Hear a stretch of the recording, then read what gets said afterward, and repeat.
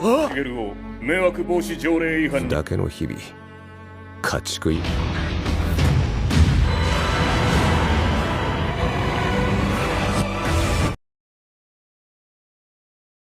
Cerita dimulai sama perjaka tua yang bekerja di sebuah perkantoran sebagai marketing. Moto dalam hidupnya adalah membuat pelanggan tersenyum. Pria ini bernama Yoshioka Shigeru, pria jelek yang diakui sama dirinya sendiri dan orang lain. Meski begitu, Shigeru hidup dengan penuh kebanggaan. Karena bukan orang tampan, tak ada wanita yang mau dengannya. Meski begitu, dia tetap happy. Sampai suatu hari saat di dalam kereta dia dituduh telah melakukan pelecehan. Meskipun sudah menjelaskan, namun karena jelek tak ada yang mau percaya. Akibat kejadian tersebut, Shigeru mendapatkan tuntutan 300.000 yen atas tuduhan gangguan ketertiban publik. Setelah kejadian tersebut, hidup Shigeru sudah tamat. Selang beberapa tahun, wanita yang menjebak Shigeru ditangkap. Wanita itu merupakan pelaku tuduhan pelecehan palsu. Karena masih di bawah umur, dia hanya dijatuhi hukuman tindakan perlindungan. Dulunya Shigeru yang sangat optimis sekarang berubah drastis menjadi penakut. Akibat tuduhan tersebut, kehidupan Shigeru menjadi hancur, bahkan untuk berkomunikasi merasa ketakutan. Tanpa sadar, 6 tahun sudah berlalu dan dia telah menjadi pengangguran. Tabungannya juga sudah habis. Demi menyambung hidup harus menguras uang orang tuanya. Bisa dibilang sekarang Shigeru lebih rendah dari hewan ternak. Ketika Shigeru membuka laptop, banyak informasi tentang orang hilang. Shigeru berharap agar dirinya juga bisa menghilang. Saat melihat penjelasan dari beberapa orang bahwa mereka yang hilang dikirim ke dunia isekai, Shigeru makin tak percaya dan menganggap hal begituan ngasal banget. Saat waktu menunjukkan mau pukul 2, Shigeru melakukan ritual seperti yang dijelaskan di internet. Meski dia tak percaya, tapi Shigeru berharap bisa keluar dari kehidupan yang dirinya benci. Tak disangka kehidupan kedua tersebut benar terjadi. Shigeru akan pindah ke dunia isekai dengan umur 16 tahun. Saat disuruh memasukkan data, Shigeru mengubah tampilan menjadi -225. Kemudian kalau menyentuh wanita HP berkurang 10%. Kalau ngewe tubuhnya bisa hancur. Kemudian rasio pendapatan dirinya 1:10.000. Pokoknya Shigeru membuat catatan berbanding terbalik sama orang lain. Akibat kelemahan yang dia tulis, dia mendapatkan poin bonus 100 triliun lebih. Karena kehabisan waktu poin tersebut belum dipakai, sedangkan Shigeru sudah dikirim ke dunia isekai. Shigeru yang terbangun menganggap dirinya sedang bermimpi. Ketika melihat cermin, dia beneran memiliki wajah dan tubuh jelek -255. Ketika dipanggil sama teman-temannya, barulah Shigeru sadar jika dia beneran ke isekai. Entah kenapa semua wanita hanya pakai daleman, pria tampan ini lalu memberikan bajunya pada wanita di sampingnya. Melihat hal itu, Shigeru juga melakukannya. Namun ditolak sama gadis di depannya sebab dia memiliki wajah jelek. Setelah itu, pria tampan mengenalkan dirinya bernama Seiji, umur 16 tahun. Kemudian Seika, gadis imut juga umur 16 tahun. Selanjutnya, gadis yang tidak mau menyebut namanya. Dan yang terakhir tentu Shigeru juga berumur 16 tahun, tapi kok nggak pantas. Seiji mencoba tak melukai hati Shigeru dengan bilang dia berwibawa. Seiji lalu tanya apakah mereka semua masuk lewat internet dengan cara menghadapkan laptop ke utara di jam 2 pagi. Mereka semua juga tak menyangka bakalan masuk ke dunia isekai. Saat mereka saling mengenal, Shigeru malah pergi sebab dia tak ingin akrab. Sebab pada akhirnya Shigeru bakalan dibuang karena jelek. Ketika Shigeru mengambil sebuah koin di lemari, koinnya langsung hilang. Itu karena status Shigeru yang memiliki pendapatan 1:10.000. Karena Shigeru belum mengenalkan dirinya, dia pun memberitahu namanya pada mereka. Di sini mereka juga diberi pakaian dan perlengkapan bertempur. Melihat pakaian yang sangat kecil, Shigeru berpikir tak akan muat. Ternyata muat dong. Ternyata di isekai semuanya dipermudah untuk adaptasi. Seiji yang menemukan koin bilang kalau uangnya hanya ada 7 keping. Semuanya pada bingung siapa kira-kira yang telah mengambilnya, sebab ini tak bisa dibagi. Shigeru sadar kalau satu koin yang hilang itu karena ulahnya. Jadi Shigeru bilang kalau dia tak butuh uang, bagi saja sama mereka bertiga. Saat Seiji tak mau, Seika bilang kalau Shigeru bilang seperti itu ya sudah. Sebab hanya Shigeru yang tidak menemukan uang tadi. Memang benar apa kata Seika, tapi jika menemukan dan dia ambil uangnya bakalan hilang. Sebagai ganti uang, Shigeru meminta senjata kapak saja, tapi Seika melarangnya. Seiji lalu bilang agar Shigeru jangan menjadi pemain solo, nanti bisa gagal lagi. Di kehidupannya dahulu, Seiji pernah gagal sebab tak bisa berkomunikasi dan malah merepotkan orang di sekitarnya. Di Di kehidupan kedua ini, Seiji ingin menaklukkannya dan tak ingin meninggalkan Shigeru yang sudah dianggap sebagai temannya. Shigeru masih belum percaya sih kalau Seiji di kehidupannya dulu sulit berkomunikasi. Pembagian senjata pun diambil lewat suite, karena Shigeru kalah dia hanya mendapatkan pentungan. Ketika Seiji mengajak berjabat tangan, Shigeru menolak karena tak ingin terluka lagi. Shigeru masih saja ingin hidup sendiri, sebab dia mengorbankan penampilannya untuk mendapatkan kekuatan overpower. Setelah melihat peta, Seiji mengajak mereka pergi ke kota Iria yang letaknya paling dekat. Shigeru sendiri akan terus bersama mereka, dan saat di tengah jalan dia akan memisahkan diri. Ketika Seika membuka pintu, dia dibuat terkejut karena muncul goblin di luar. Dengan sigap, Seiji langsung menebas goblin tadi menggunakan kapak. Ternyata pondok yang mereka tempati sudah dikepung sama para goblin. Seiji lalu memberi komando kalau yang pakai senjata besi akan maju di garis depan. Sedangkan Seika membantu dari belakang lewat busur dengan ditemani Shigeru. Terlihat mereka berdua cukup pandai menggunakan senjata jarak dekat. Sedangkan Seika yang mengambil busur panah sama sekali tak tahu cara pakainya. Saat Shigeru masih berdiri di depan pintu, dia dikagetkan dengan serangan goblin. Seiji yang berada di garis depan pun meminta maaf pada Shigeru. Tak memiliki pilihan, Shigeru terpaksa melawan goblin tersebut. Saat Shigeru memukul, tak disangka goblinnya tak merasakan sakit. Seika yang melihatnya pun menganggap Shigeru sangat lemah. Shigeru lalu sadar kalau bonus poin miliknya masih belum dia bagi karena kehabisan waktu. Apes banget bagi Shigeru karena harus melawan goblin menggunakan kekuatan seadanya. Untungnya saat Shigeru berhasil mengalahkan goblin tersebut, levelnya langsung naik menjadi 31. Itu karena catatan khusus yang dia tulis sebelumnya. Seiji yang berhasil mengalahkan beberapa goblin juga levelnya naik. Gadis yang satunya juga naik level. Seiji lalu menyarankan agar poin yang didapat untuk menaikkan stamina dan kekuatan fisik saja. Shigeru yang memiliki banyak poin mengalokasikan 1 triliun ke setiap status. Tanpa sadar, Shigeru telah melakukan cheat yang luar biasa pada statusnya. Sekarang serangan goblin sama sekali tak berpengaruh pada tubuhnya. Bahkan hanya sekali sentil, goblin tadi langsung terlempar kayak rudal. Saat ini Shigeru mendapatkan julukan Dewa Sejati. Di sisi lain, Seika terlihat murung karena masih belum dapat memasang busurnya. Sedangkan teman-teman yang lain sudah naik level karena berhasil mengalahkan goblin. Melihat itu, Shigeru jadi merasa kasihan pada Seika. Shigeru lalu mencoba membantunya dengan cara berpura-pura mengalami sindrom tali busur. Di mana Shigeru bilang kalau busur Seika meminta untuk dipasangkan. Melihat Shigeru seperti orang kesakitan, Seika pun menyerahkan busurnya sambil minta tolong dipasangkan. Karena Shigeru pernah melihat tutorial ditambah status keterampilan miliknya. Dengan mudah Shigeru berhasil memasang tali busurnya, Seika pun memuji Shigeru. Sebagai ucapan terima kasih, Seika membolehkan Shigeru mencobanya sekali.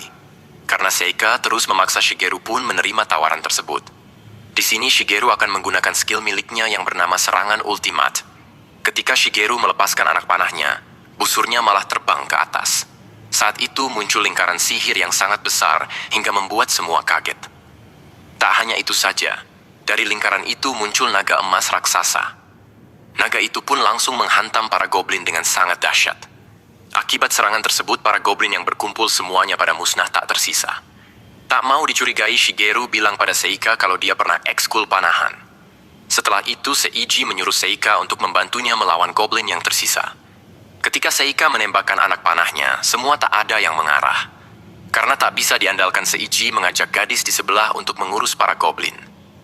Seika sendiri merasa sedih karena merasa tak berguna, apalagi busurnya telah habis. Melihat hal itu, Shigeru menggunakan skill miliknya buat mengubah ranting jadi panah. Kemudian Shigeru memberikannya pada Seika tanpa dia ketahui. Melihat masih ada busur, Seika kembali menembakkan anak panahnya sembarangan. Akhirnya para goblin pun berhasil dimusnahkan. Semua pada bahagia. Shigeru sendiri akan mengikuti mereka sampai ke kota sebelum memisahkan diri. Singkat cerita, akhirnya mereka sampai juga di kota Iria sesuai peta. Perut mereka sudah sangat lapar karena berjalan jauh. Untungnya mereka menemukan restoran hamburger. Mereka pun langsung masuk ke dalam. Shigeru sendiri memutuskan untuk pergi untuk berpisah tanpa mereka tahu. Shigeru yang tak memiliki tujuan melihat wajahnya sendiri di kolam yang ternyata burik. Saat lagi duduk sendiri, ada seekor kucing. Saat mau dipegang, dia takut kalau kucing ini perempuan. Tiba-tiba Shigeru dikejutkan dengan kemunculan Seika hingga membuatnya jatuh ke kolam. Sambil memeras bajunya yang basah, Seika bilang kalau dia datang untuk memberikan hamburger ini padanya. Shigeru yang melihatnya rada kaget sama ukurannya yang besar. Sambil menyerahkan pada Shigeru, Seika bilang kalau ini sebagai tanda terima kasih sudah memasangkan busurnya tadi. Melihat sikap Seika, Shigeru merasa kalau dia orang yang baik. Saat Shigeru mau menerima hamburger tersebut, tangannya tak sengaja menyentuh tangan Seika. Akibatnya Shigeru langsung menerima damage yang sangat besar. Bisa dikatakan damage tadi dapat menghancurkan bumi sebanyak 300 kali. Akibat kejadian tadi, Seika jadi kesal sama Shigeru sebab makanan yang dia berikan malah dibuang begitu saja. Sebagai mantan marketing, Shigeru bilang kalau tangannya bergetar karena Seika sangat cantik. Mendapat pujian seperti itu membuat Seika merasa senang. Shigeru lalu bilang kalau makanan jatuh masih bisa dimakan soalnya belum 5 menit. Namun Seika tetap melarang sebab itu sudah kotor. Seika lalu memberikan makanan miliknya sambil minta maaf karena dia terlalu cantik. Seika juga bilang karena aku kaya, maka hal ini hanyalah sepele buatnya. Saat itu Seika tahu kalau yang memberikan anak busur tadi adalah Shigeru kan. Pandangan Shigeru pun langsung berubah tentang Seika yang dianggap anak manja. Shigeru lalu memakan burger sambil ditemani Seika duduk di sebelahnya. Di sini Shigeru merasa memiliki hutang budi, jadi dia akan membalasnya nanti. Saat itu muncul temannya yang lain. Sekarang ini Shigeru akan menunda dulu petualangan solonya.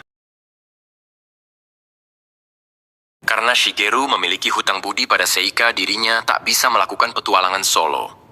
Shigeru pun mengantar Seika ke toko senjata buat membeli anak panah. Meski tasnya sudah penuh, dia tetap membeli lagi karena uangnya banyak.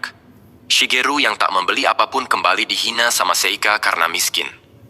Seiji dan gadis satunya memberitahu pada Seika dan Shigeru kalau sudah mendapatkan penginapan yang cocok. Mendengar hal itu, Seika merasa senang. Namun Shigeru yang tak memiliki uang memilih tidur di taman saja. Seika yang tak mau hal itu terjadi akan menanggung penginapan buat Shigeru. Karena Shigeru menolak Seika langsung menyeretnya, di sini Shigeru tahu kalau tidak menyentuh kulit maka tak akan membuatnya terluka. Bagi Shigeru, Seika sangat berbahaya sampai dia tak bisa mengabaikannya. Setibanya di penginapan Seiji menghitung uangnya yang tinggal sedikit. Sedangkan para perempuan lebih memilih untuk membersihkan tubuhnya. Shigeru sendiri masih bingung akan nasibnya karena menjadi karakter miskin. Padahal niatnya dia pindah ke dunia isekai buat kabur dari dunianya dulu. Namun dirinya malah kembali menemui masalah yang sama. Pada keesokan paginya, Shigeru memberikan banyak makanan pada rekan-rekannya. Terlihat semua pada senang. Seiji lalu tanya dari mana Shigeru mendapatkan ini semua. Shigeru bilang kalau dia berakting jadi budak korporat yang ketinggalan kereta terakhir. Shigeru menganggap semua rekannya sangat polos sebab mereka pada percaya. Shigeru berbohong kalau dia selalu pulang telat makannya orang pada kasihan. Seika pun kembali menyombongkan diri di hadapan Shigeru yang tak tahu malu. Padahal Shigeru mendapatkan uang atas hasil kerja kerasnya sendiri. Di mana Shigeru yang memiliki skill mengubah ranting menjadi busur panah. Kemudian dia melakukan barter ke pemilik toko senjata untuk mendapatkan makanan. Yang penting bagi Shigeru adalah dia sudah membalas satu hutang budinya ke Seika. Setelah makan, Seiji melakukan rapat pada semua anggota untuk mencari uang. Jika tidak bekerja, maka mereka akan kehabisan uang. Shigeru pun memuji pengetahuan Seiji. Seiji lalu mengajak mereka menjelajahi sebuah gua yang tak jauh dari kota. Meskipun cukup berbahaya, namun Seika terlihat bersemangat. Saat itu muncul sosok pria aneh yang menawarkan diri sebagai navigator. Pria ini tahu betul kalau mereka semua merupakan orang reinkarnasi sama seperti dirinya. Pria ini juga tahu kalau mereka merupakan orang baru sebab tak pernah terlihat sebelumnya. Di sini Seiji sangat berhati-hati dengan orang baru. Tidak seperti Seika yang terlalu polos sama orang baru. Pria itu menunjukkan item yang ada di rumah kayu tempat mereka pertama bangun. Di mana item ini bisa mendapatkan diskon buat menginap, Seika pun merasa kecewa karena baru tahu. Sebagai perkenalan awal, pria ini memberikan item tersebut pada mereka. Kemudian Seiji bertanya siapa sebenarnya kamu. Pria ini lalu memperkenalkan dirinya yang bernama Kyoshiro yang bekerja sebagai pembimbing pemula. Shigeru yang melihatnya merasa curiga sebab dia terlihat seperti pemburu pemula. Namun Shigeru tak mau bertindak dan menyerahkan semuanya pada Seiji selaku pemimpin.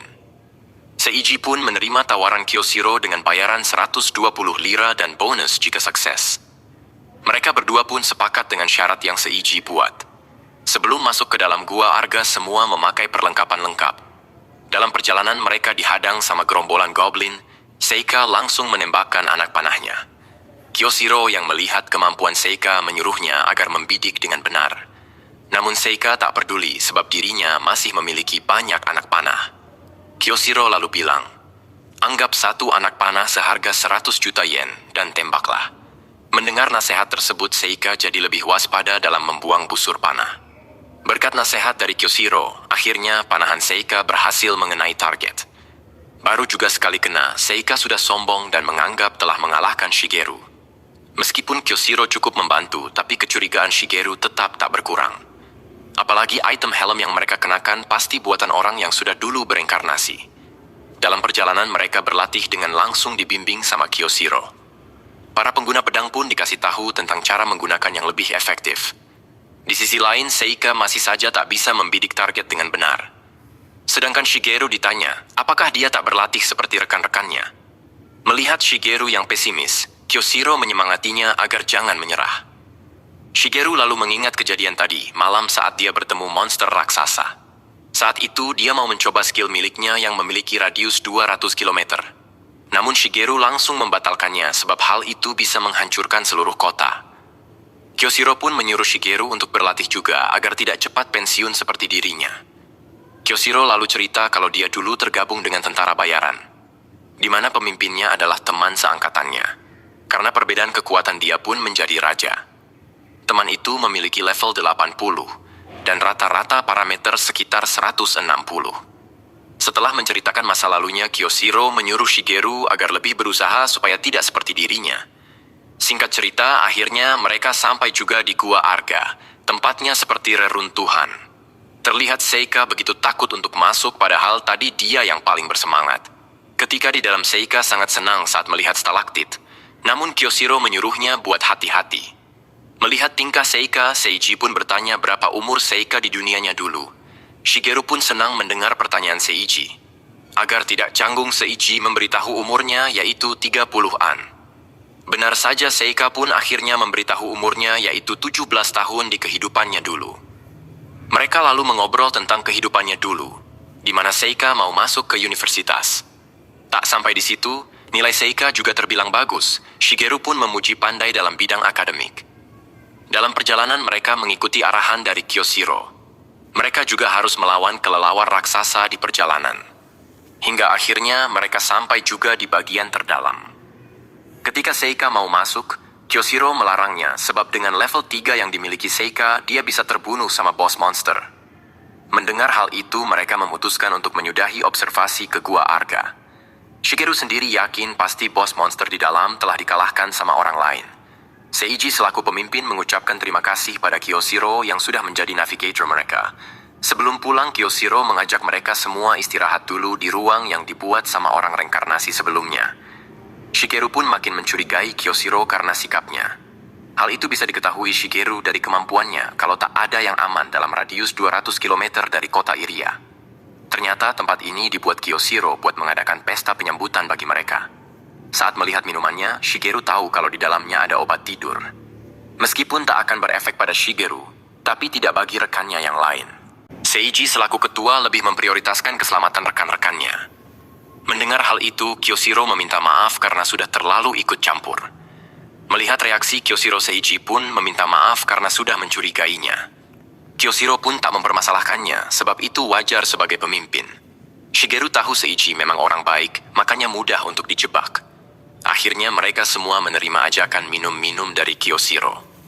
Shigeru sebenarnya ingin menetralkan racun yang ada di dalam minuman mereka, tapi takut ketahuan. Shigeru lalu mengajak ngobrol mereka saja dengan bertanya tentang masa lalunya supaya bisa teralihkan. Sebelum menceritakan masa lalunya, Seiji bertanya apakah mereka mau mendengarkan. Dulu saat Seiji masih menjadi siswa, dia memilih kabur dari rumah. Ketika dewasa, Seiji berhasil mendirikan perusahaan yang dia beri nama Success Life. Di sini Shigeru ingat kalau dia pernah ke perusahaan Seiji untuk urusan bisnis. Seiji lalu bilang, kalau ada marketing yang menawarinya mesin fotokopi cukup mahal. Mendengar cerita Seiji, Shigeru langsung ingat kalau orang itu adalah dirinya. Seiji ingat betul sama perkataan Shigeru untuk lebih bersenang-senang dan jangan terlalu banyak bekerja. Seiji pun mencoba saran Shigeru dan mempercayakan perusahaannya pada karyawan yang dia percayai. Hingga suatu hari perusahaannya makin berkembang pesat hingga menjadikan dirinya orang terkaya. Namun hal itu tak bertahan lama, di mana perusahaannya mengalami kebangkrutan karena kecerdasan buatan yang dia kembangkan. Akibat kejadian tersebut, mental Seiji pun kena. Bagi Seiji, kesempatan yang diberikan Shigeru telah gagal dia jalankan. Maka dari itu, di kehidupannya sekarang Seiji bersumpah tak akan mengkhianati siapapun. Seiji curiga kalau orang yang menawarkan mesin fotokopinya dulu adalah Shigeru. Saat ditanya nama marganya, Shigeru berbohong dengan bilang Sasaki. Singkat cerita, akhirnya Seiji dan kelompoknya tak sadarkan diri akibat obat bius yang mereka minum. Terlihat Kyoshiro sudah membawa anak buahnya untuk menjarah barang berharga mereka. Mereka masih belum sadar kalau Shigeru ini hanya pura-pura pingsan. Sebelum dijarah tangan mereka pada diborgol, hal itu mengingatkan Shigeru pada masa lalunya. Ketika Shigeru akan mengeluarkan kekuatannya, tak disangka Seiji masih terbangun. Kyoshiro sama sekali tak takut sebab tubuh Seiji sudah melemah meskipun dia masih bisa bertahan. Benar saja dengan mudah anak buahnya bisa menghentikan tubuh Seiji. Shigeru jadi bimbang. Kalau mengeluarkan kekuatannya bisa melibatkan Seiji. Ketika Seiji dihempaskan, Kyoshiro menyuruh bawahannya agar tidak melukai berlebihan sebab harganya bisa turun. Seiji terlihat sangat marah pada Kyoshiro yang malah memanfaatkan orang yang datang ke dunia ini. Bagi Kyoshiro, pemikiran Seiji sangatlah naif, sebab dimanapun pasti akan ada orang jahat. Mendengar hal itu, Seiji tak akan membiarkan Kyoshiro melukai teman-temannya. Saat Kyoshiro menyuruh anak buahnya untuk menangkap Seiji, Shigeru langsung melompat ke arah mereka. Shigeru meminta pada Seiji untuk menyerahkan semua ini padanya. Namun Seiji tak mau sebab itu akan membahayakan Shigeru. Seiji lalu berdiri di depan Shigeru sambil mengancam Kyoshiro kalau dia bisa mengalahkan mereka dengan sekali pukulan. Kyoshiro pun tak percaya dan menyuruh anak buahnya untuk menyerang. Namun Shigeru lagi-lagi menggagalkan rencana Kyoshiro. Semua anak buah Kyoshiro pun dibuat bingung sama gerakan Shigeru. Dalam hati Shigeru, jika mau mengalahkanku, bawalah gadis untuk melawannya. Mereka yang menganggap Shigeru lemah terus memukuli dengan membabi buta. Seiji sendiri masih saja ngoceh kalau dia akan mengalahkan mereka semua sekali serang. Kyoshiro bilang pada Seiji kalau dibiarkan terus, maka Shigeru bisa mati di tangannya. Saat itu, tangan Seiji mengeluarkan cahaya yang bisa mengalahkan kejahatan. Sebelum masuk ke isekai, Seiji menulis catatan kalau dia akan menjadi kuat dengan sumpah melindungi teman-temannya. Jika Seiji melanggar sumpahnya, maka dia akan menanggung akibatnya sendiri. Bisa dibilang Seiji mengalokasikan semua bonus ke jurus pamungkas. Kekuatan Seiji ini akan muncul ketika dia marah hingga membuat tubuhnya menyala merah. Kyoshiro yang masih yakin bisa menghentikan serangannya, menyuruh anak buahnya jangan takut. Karena Kyoshiro masih tetap mau melawan, Seiji tak memiliki pilihan lain. Saat itu Kyoshiro melancarkan serangan, namun bisa ditangkap sama Shigeru. Sambil menunggu Seiji, Shigeru akan menjadi tameng buatnya sebab mereka kalah jumlah. Shigeru mempercayakan semuanya pada Seiji selaku kapten mereka. Mendapatkan kepercayaan lebih, Seiji langsung mengubah bentuk tubuhnya menjadi sosok seperti malaikat. Kyoshiro yang melihat perubahan tubuh Seiji pun tanya siapa sebenarnya dia. Dengan lantang Seiji bilang kalau dia adalah Aldin, pahlawan pantang menyerah.